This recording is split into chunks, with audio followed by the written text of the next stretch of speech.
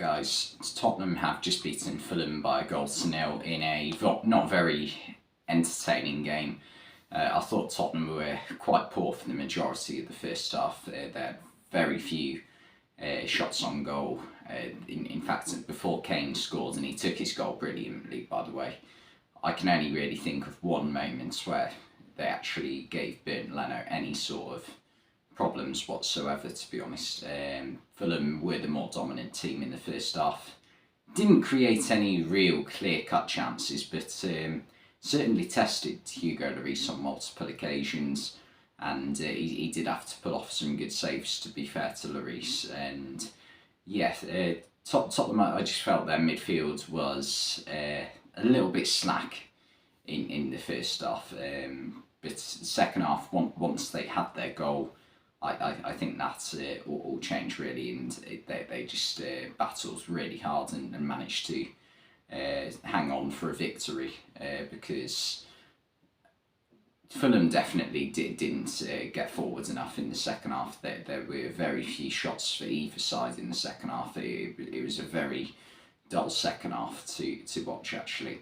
Kane's goal, though, was a moment of brilliance, and he's now joint level with Jimmy Greaves, and that's a huge achievement. And it's a shame he couldn't have scored another one tonight, because it would have been his 200th Premier League goal. I think only 3 players have reached that landmark. No, sorry, 2 players. He'd be the third. I think it's just Alan Shearer and Wayne Rooney. So, great English centre forwards. If we're talking about a continuum of them, it would be Shearer, Rooney, and then Kane. So that'd be, quite nice to be fair. But yeah, where was I? Kane took his goal brilliantly. It was very clever movement. They talked about it at half time, actually.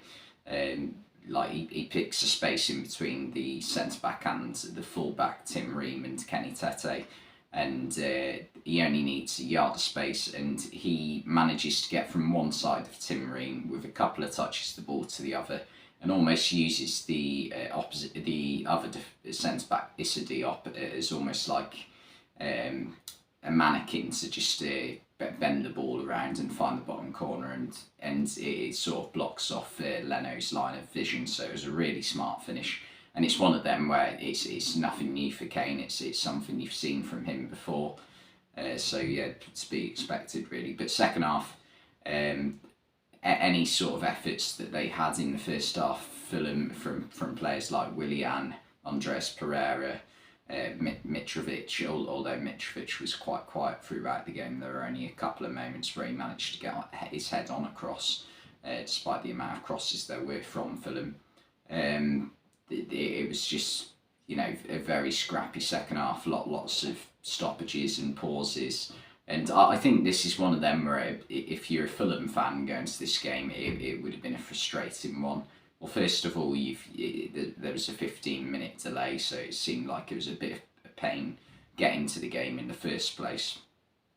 And then, second of all, not a great Fulham performance. They were decent first half, but second half, when they went that goal down, they just couldn't really do anything about it. So yeah, it must have been a frustrating one for the fans. That's 100% for sure.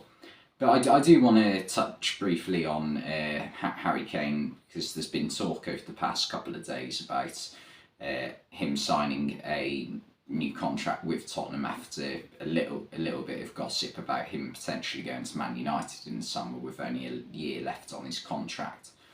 Now, I think the fact that people are criticising Harry Kane for potentially staying at Tottenham, saying, right, well, you sacrificed your career, you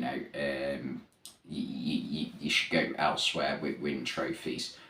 I think if Harry Kane, if his sole aim is to win a trophy with Tottenham, I praise him for that, if anything, to be honest, because I think it's a similar situation to what Steven Gerrard had with Liverpool in 2005 between Liverpool and Chelsea. I think Gerrard knew that if he went to Chelsea, he would be guaranteed trophies. But he chose to stay at Liverpool, didn't win as many trophies, but I'm sure they meant a lot more to him. And in a similar fashion, I'm sure that if Kane wins a trophy with Tottenham, that trophy will mean absolutely everything to him because of the amount of work he's had to put in to get it. So and also, if you stay at Tottenham, you're a club legend, potentially one of the best players Tottenham's ever had. In fact, he's already one of the best players Tottenham's ever had. I think potentially the best player Tottenham have ever had. That's certainly debate, but you know, there aren't many. Well, Kane's technically not a one club man, is he? I guess he's had loan spells at teams like Norwich, Leicester, and I think he had one at Leyton Orient as well.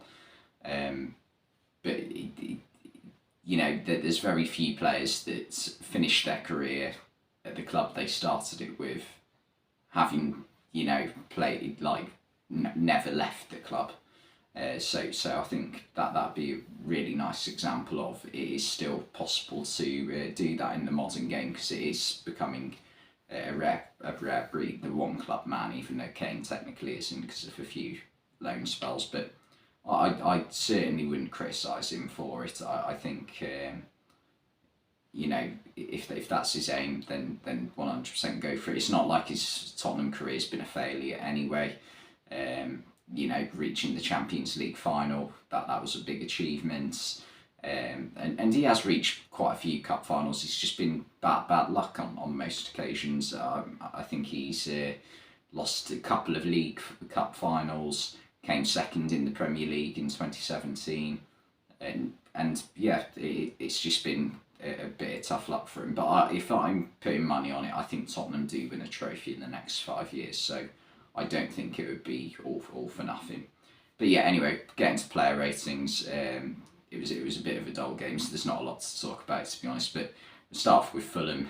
Bernd Leno I've given a 6. Solid performance, nothing he could really do about the goal, and made a few decent saves scattered throughout the game. That there wasn't much for him to do, to be honest, though. Tete I've given a 6. I thought he had a good game at right back. Put a few good crosses in, got up and down the pitch well. Diop I've also given a 6. I thought he defended well. However, Tim Ream I've given a 5 because for the goal I felt as though he possibly should have got a little bit tighter to Kane and maybe reacted a bit quicker when Kane did try to go on his right foot, because it was a fairly obvious move. Kane executed it brilliantly, don't get me wrong, but I think there was a bit more Tim Ream could have done to try and put him off a little bit. Anthony Robinson I've given a 5. I didn't think he had a great game. I think he at times lost the ball too easily out on the left. Paulinho I've also given a 5. Paulinho has been one of the signings of the season for Fulham so far this year. Definitely Fulham's best signing, but I think this was one of his poorer games, or one of the poorer games I've seen. He was slightly unlucky. Slightly lucky to stay on the pitch in the end. He got a yellow in the first half and did take down Kane in the second half, and was a little bit fortunate not to get a second yellow there. Harrison Reed I've given a 6. I thought he battled hard in midfield, so I think he deserves a 6. And Decordova-Reid and Willian I've given 6s as well. They caused lots of problems in especially the opening half an hour of the first half. So I think they deserve 6s. But Pereira and Mitrovic I've given 5s. Pereira didn't get on the ball as much as I thought he would have. And Mitrovic, I think the 3 Tottenham centre-backs between them managed to keep him fairly quiet. There were a couple of occasions where he managed to get his head on the end of a cross, but it failed to really trouble Hugo Lloris with any of those moments, really. And then Tottenham I've given Lloris a 7 because I did think from players like Willian and Decordova-Reid that he did make a couple of good saves. So yeah, I think he deserves a 7, and especially considering he's had some poor form recently, I think that this game showed that he's still useful, but I still think Tottenham could improve on him.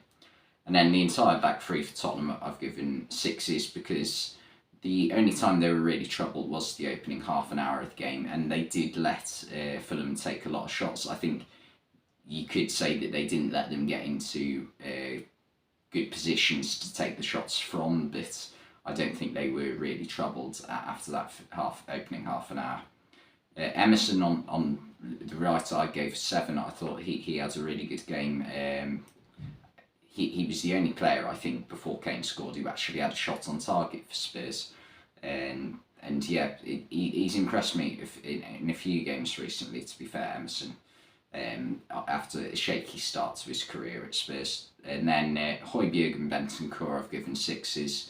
I just thought this was a very scrappy game in midfield in the end. Tottenham did do enough to win it in the end, obviously, but I don't think that there was much quality in midfield in this game.